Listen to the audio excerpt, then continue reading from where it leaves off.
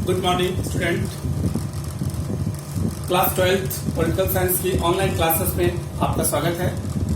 बच्चों, आज हम लोग 12th क्लास के समकालीन विश्व की राजनीति के चैप्टर नंबर 6 अंतर्राष्ट्रीय संगठन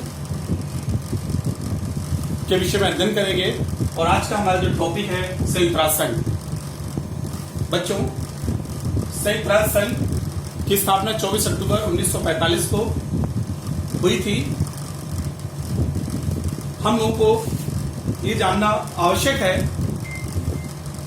कि विश्व में 24 अक्टूबर 1945 को अंतर्राष्ट्रीय स्तर का या वैश्विक स्तर का एक संगठन बनाने की आवश्यकता क्यों पड़ी और इसके क्या कारण थे।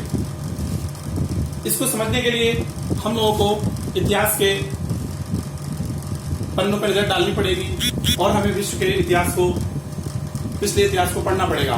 तो बच्चों, हम आपको पुरानी घटनाओं की ओर ले चलते हैं, कुछ ध्यान आपका आकर्षित कराना चाहते हैं। 19वीं सदी में बच्चों समाप्ति के बाद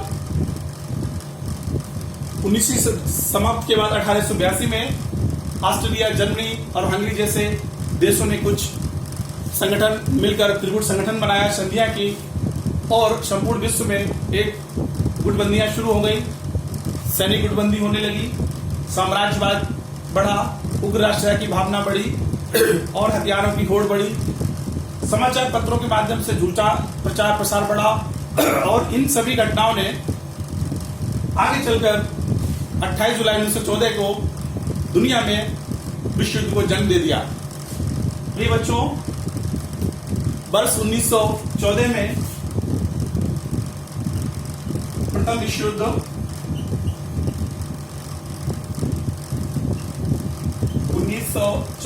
और 1918 तक ही चला। 1914 प्रथम विश्व युद्ध की शुरुआत हो गई और इस विश्व युद्ध के कुछ तत्कालीन कारण थे, जैसा कि मैंने आपको बताया था।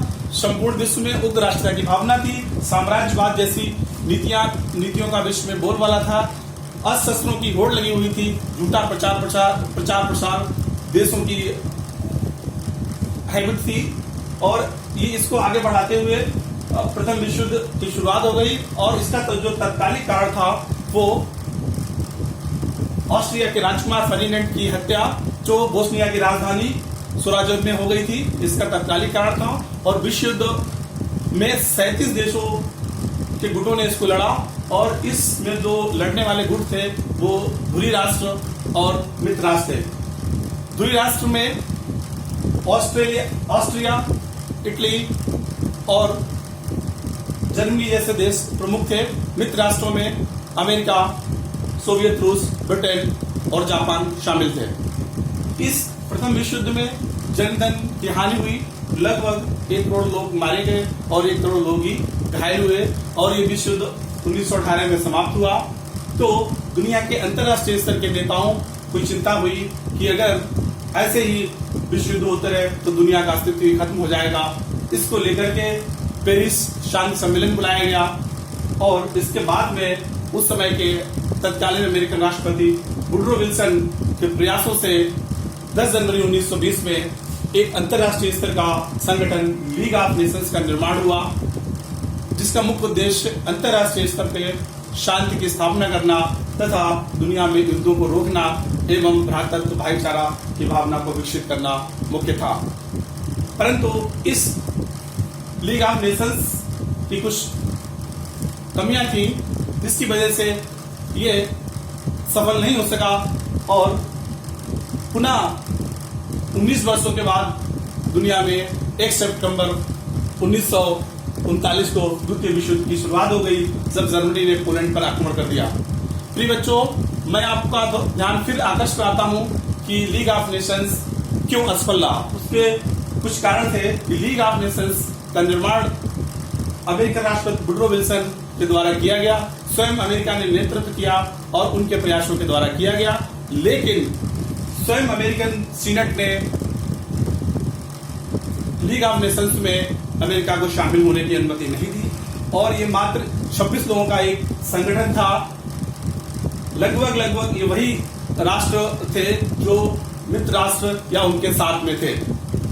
इसमें विश्व के बड़े राष्ट्र सोवियत रूस और जर्मनी को सम्मिलित नहीं किया गया और इसके असफल होने का एक मुख्य कारण जर्मनी पर जो वर्साई की संधि थोपी गई थी उसको भी जर्मनी ने 1935 में तोड़ दिया। ये भी एक बहुत महत्वपूर्ण कारण था। और इस तरह से हम देखते हैं कि लीग ऑफ नेशंस असफल हो गया और ठीक 19 वर्षों बाद दुनिया में द्वितीय विश्व युद्ध की शुरुआत हो गई। जैसा कि मैंने आपको बताया, द्वितीय विश्व युद्ध प्रथम विश्व युद्ध से भी ज्यादा भयानक था। इसमें विश्व के लगभग 70 राष्ट्रों ने भाग लिया और ये युद्ध भी दो खेमों में धुरी राष्ट्र और मित्र राष्ट्रों के रूप में लड़ा गया। इस विश्व युद्ध में जो सबसे प्रमुख बात थी कि इसमें होलोकास्ट और परमाणु बमों का हमला किया गया और ये जल, थल एवं वायु तीनों में लड़ा गया और दुनिया के लगभग 10 करोड़ सैनिकों ने इसमें हिस्सा लिया और 5 से 7 करोड़ लोगों की जानें गई, जन नरसंहार हुए। ये एक भयानक युद्ध था। इसको देखकर जो विश्व के बड़े बड़े नेता थे उनके सामने एक विश्व के अस्तित्व को बनाए रखने का संकट खड़ा हो गया। तो उन्होंने इस विश्व युद्ध की समाप्ति के बाद एक ऐसा अंतर्राष्ट्रीय संगठन बनाने का प्रयास किया कि अब दुनिया में कभी तीसरा विश्व युद्ध ना हो और संपूर्ण विश्व में शांति एवं सुरक्षा बनी रहे। तो इसके लिए एक अंतर्राष्ट्रीय स्तर पर संयुक्त राष्ट्र संघ जैसी संस्था का निर्माण किया गया और इसका गठन 24 अक्टूबर 1945 को किया गया। और इसके स्थापना के बारे में भी मैं आपका ध्यान आकर्षित करना चाहूंगा। जो संयुक्त राष्ट्र संघ के लिए जो पहला प्रयास किया गया वो 1941 में किया गया। अगस्त 1941 1941 में जब अमेरिकन राष्ट्रपति फ्रैंकलिन डी रूजवेल्ट और इंग्लैंड के प्रधानमंत्री विंस्टन चर्चिल ने अटलांटिक चार्टर पर हस्ताक्षर किए। अटलांटिक चार्टर अटलांटिक महासागर में समुद्री जहाज पे दोनों नेताओं ने, जो विश्व के उस समय बड़े नेता थे, हस्ताक्षर किए और इसी अटलांटिक चार्टर को 1942 में आगे बढ़ाने के लिए एक सम्मेलन बुलाया गया और इस सम्मेलन में 26 राष्ट्र जो मित्र राष्ट्र थे वो इसमें शामिल हुए, 26 मित्र राष्ट्र, और उन्होंने एक ऐसे अंतर्राष्ट्रीय संघ की घोषणा पर हस्ताक्षर कर दिए जिसका नाम संयुक्त राष्ट्र संघ दिया गया। इस संयुक्त राष्ट्र संघ पर एक सम्मेलन बुलाया गया जो 1944 में सैन फ्रांसिस्को में हुआ और लगभग ये 2 महीने तक चला और विश्व के लगभग 50 देशों के नेताओं ने इस पर हस्ताक्षर किए और विधिवत 24 अक्टूबर 1945 को संयुक्त राष्ट्र संघ का गठन हो गया। और इस गठन में 91वां सदस्य पोलैंड था। उन्होंने पहले से ही अपनी अनुमति दे दी, लेकिन अनुपस्थित रहने के कारण पोलैंड ने इस पे 26 अक्टूबर 1945 को इस पर हस्ताक्षर कर दिए। भारत संयुक्त राष्ट्र संघ में 30 अक्टूबर 1945 को सदस्य बना। भारत 30 अक्टूबर 19 को भारत कब सदस्य बना बच्चों? भारत 30 अक्टूबर 1945 को यूएनओ का सदस्य बना। तो भारत संयुक्त राष्ट्र संघ के प्रारंभिक सदस्यों में से ही है। इस तरह 1945 में 24 अक्टूबर 1945 को जब संयुक्त राष्ट्र संघ का गठन किया गया तो उस समय संयुक्त राष्ट्र संघ में 51 सदस्य देश थे। वर्तमान में संयुक्त राष्ट्र संघ के सदस्यों की संख्या 193 है, 193 है।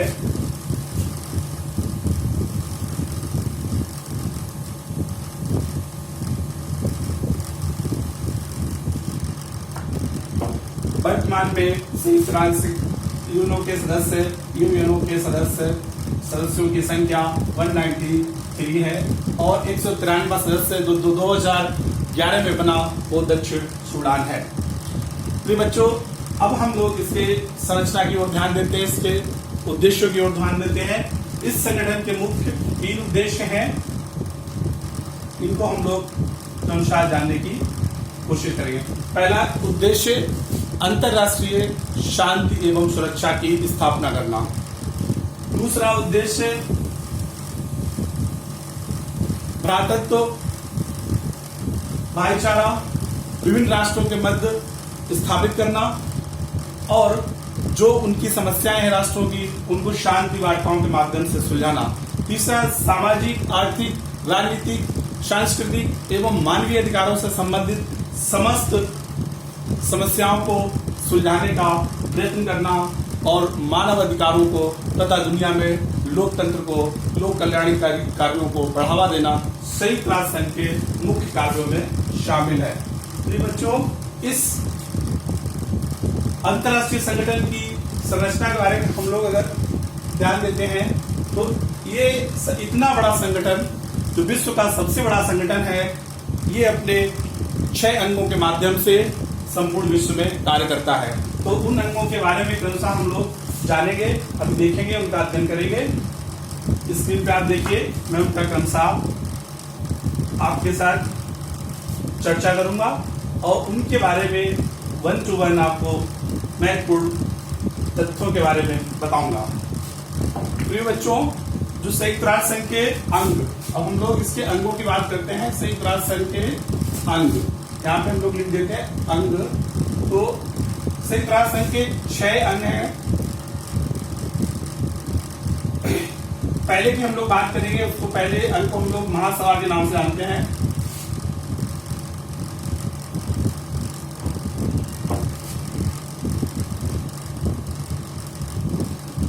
महासभा, general assembly, general assembly, SMBLY, महासभा।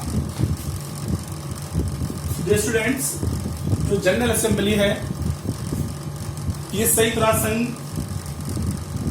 का मुख्य अंग है और सभी राष्ट्र, 193 राष्ट्र इसके सदस्य हैं, 193 राष्ट्र इसके सदस्य हैं और सभी राष्ट्रों को ये इस महासभा में मत देने का अधिकार है और इसे विश्व की लघु संसद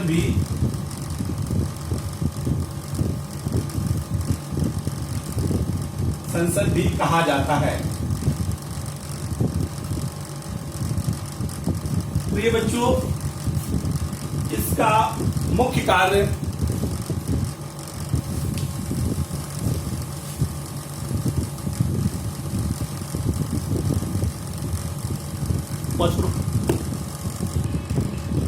डियर स्टूडेंट, हम लोग देखते हैं आगे। महासभा जनरल असेंबली की भारत की एकमात्र महिला पंडित विजयलक्ष्मी इसकी 1953 में अध्यक्ष रहेंगी। अब हम लोग संयुक्त राष्ट्र संघ के अगले अंग सुरक्षा परिषद, सिक्योरिटी काउंसिल के बारे में बात करेंगे। अंग नंबर 2, सुरक्षा परिषद, सुरक्षा परिषद, सिक्योरिटी काउंसिल।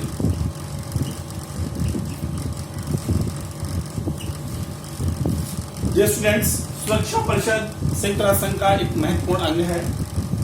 इसको विश्व का पुलिसमैन भी कहा जाता है। इस अंग में, सुरक्षा परिषद में 15 सदस्य हैं, 15 सदस्य हैं और इनमें 5 स्थायी और 10 अस्थायी सदस्य होते हैं।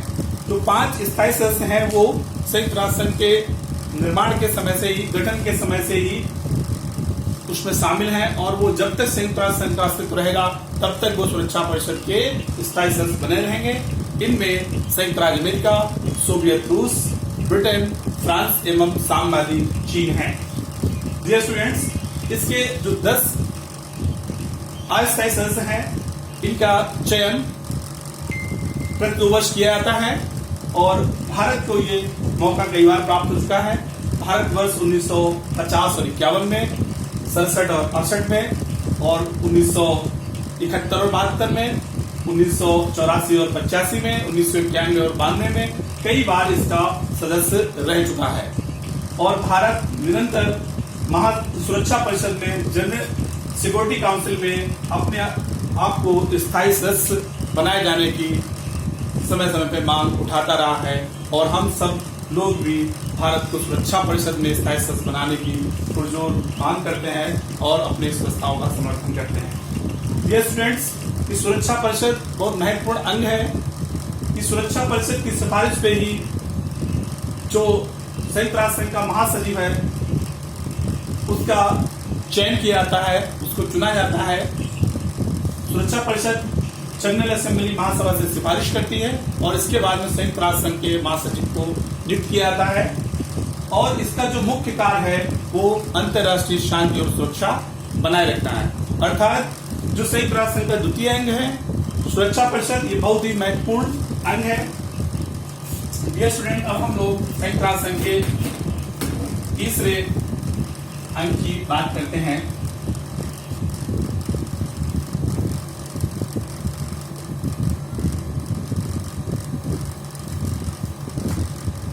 अब जो तीसरा अंग है वो बहुत महत्वपूर्ण है। आप देखिए, आर्थिक एवं सामाजिक परिषद, आर्थिक एवं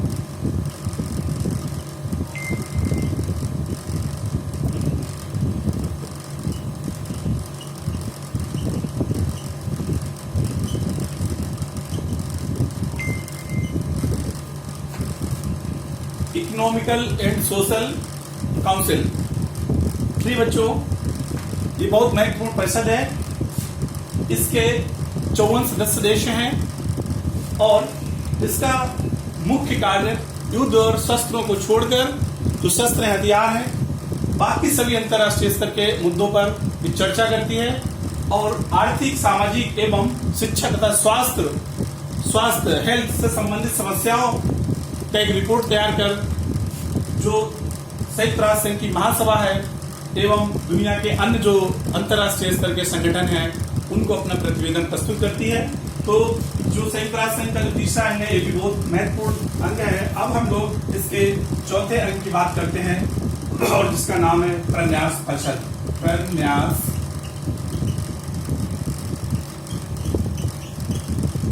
इसको हम लोग ट्रस्टीशिप काउंसिल के नाम से भी जानते हैं। Trusteeship council. बच्चों, अब हम लोग इसके बारे में चर्चा करते हैं। जो प्रन्यास परिषद है ये भी संयुक्त राष्ट्र संघ की बहुत महत्वपूर्ण अंग है। इसका मुख्य कार्य द्वितीय विश्व युद्ध के बाद जो देश आजाद नहीं हो सके हैं या स्वतंत्र नहीं हो सके हैं उनकी रक्षा करना, उनका जो प्रशासन है, शासन प्रशासन और उनकी जो भी व्यवस्थाएं हैं उनकी देखरेख करना इसका मुख्य कार्य है। इसमें अभी तक विश्व के लगभग 11 ऐसे राज्य हैं, उसमें ब्रिटेन और फ्रांस के कुछ देश शामिल हैं जो जिनका नाम कैमरून, सीमा, लीलैंड, पश्चिमी सीमा आदि प्रमुख हैं जो आजाद हो चुके हैं और अभी कुछ रह गए हैं, तो उनके प्रशासन की देखरेख भी यही प्रन्यास परिषद करती है। अब हम लोग इसके नेक्स्ट अंग की बात करेंगे। तो इसका जो संयुक्त राष्ट्र संघ का अगला अंग है उसका नाम है अंतर्राष्ट्रीय न्यायालय। संयुक्त राष्ट्र संघ का पांचवा अंतर्राष्ट्रीय न्यायालय। अंतर्राष्ट्रीय न्यायालय, इंटरनेशनल कोर्ट ऑफ जस्टिस, इसके बारे में चर्चा करते हैं। तो डियर स्टूडेंट्स, इसकी स्थापना 3 अप्रैल 1946 को नीदरलैंड की राजधानी हेग में हुई थी। अर्थात इसका मुख्यालय, अंतर्राष्ट्रीय न्यायालय का मुख्यालय हेग में है और इसमें 15 न्यायाधीश होते हैं। 15 न्यायाधीश होते हैं और न्यायाधीशों का कार्यकाल 9 वर्ष होता है और जो न्यायाधीश बनाए जाते हैं अंतर्राष्ट्रीय स्तर पर उनको कानून के क्षेत्र में प्रसिद्धि और विशेष ज्ञान प्राप्त हो, ऐसे लोगों को अंतर्राष्ट्रीय न्यायालय में न्यायाधीश बनाया जाता है। और इनका मुख्य कार्य है जो विभिन्न देशों में समस्याएं हैं, कानूनी समस्याएं हैं, जो संयुक्त राष्ट्र संघ में जो विवाद हैं उनको सुलझाने का ये जजेज अंतर्राष्ट्रीय न्यायालय कार्य करता है। हम लोग अब इसके नेक्स्ट अंक अर्थात सचिवालय की बात करते हैं। संयुक्त राष्ट्र संघ के 6वें अंक सचिवालय।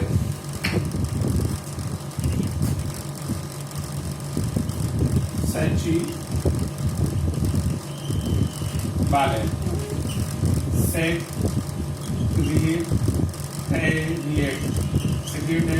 सचिवालय सचिवालय संयुक्त राष्ट्र संघ का मुख्य प्रशासनिक अंग है। संयुक्त राष्ट्र संघ के प्रशासनिक अंग को सचिवालय कहा जाता है और सचिवालय के प्रधान अधिकारी को महासचिव कहते हैं। और महासचिव का चुनाव सुरक्षा परिषद की सिफारिश पर महासभा जनरल असेंबली के द्वारा 5 वर्षों के लिए किया जाता है। इसमें एक और नियम तय है कि कोई भी व्यक्ति विशेष एक कार्यकाल से अधिक संयुक्त राष्ट्र संघ का महासचिव नहीं बन सकता है। दूसरा, जो 5 स्थायी सदस्य देश हैं उनमें से भी कोई संयुक्त राष्ट्र संघ का महासचिव नहीं बनेगा। तीसरा, जो इसका सचिवालय जो कार्यालय है वो न्यूयॉर्क में है। इसके बारे में हम लोग चर्चा करते हैं और देखते हैं। न्यूयॉर्क, तो जो संयुक्त राष्ट्र संघ का सचिवालय है वो न्यूयॉर्क है। न्यूयॉर्क शहर में, अमेरिका के न्यूयॉर्क शहर में है। और इसका निर्माण 17 एकड़ जमीन की 39 मंजिला इमारत पर किया गया है। जी रॉकफेलर नामक एक अमेरिकन व्यक्ति ने ये 17 एकड़ की जमीन दान में दी थी। और इस सचिवालय में लगभग 10,000 कर्मचारी वर्क करते हैं। और इसके प्रथम महासचिव त्रिकवेली जो नॉर्वे के थे, उनको कानून का विशेष ज्ञान था, वो वकील थे पेशे से। और वर्तमान समय में इसके जो महासचिव हैं वो एंटोनियो गुटेरेस हैं। डियर स्टूडेंट्स, तो जो ये आप लोगों ने देखा, संयुक्त राष्ट्र संघ एक बहुत बड़ा संगठन है जो दुनिया में अंतर्राष्ट्रीय शांति और सुरक्षा बनाए रखने के लिए निरंतर प्रयास करता है। और इसके विभिन्न और अनुसंघीय संगठन हैं जिसमें विश्व bank, world bank, IMF, international monetary fund, UNESCO, UNICEF, ILO, WTO जैसी विश्व स्तर की संस्थाएं हैं जो संपूर्ण दुनिया में कल्याणकारी कार्यों के लिए निरंतर कार्य कर रही हैं। जो नव विकासशील या नव स्वतंत्र राष्ट्र हैं उनके पिछड़ेपन को दूर करने के लिए सामाजिक, आर्थिक, सांस्कृतिक और राजनीतिक स्तर पर भी सहयोग प्रदान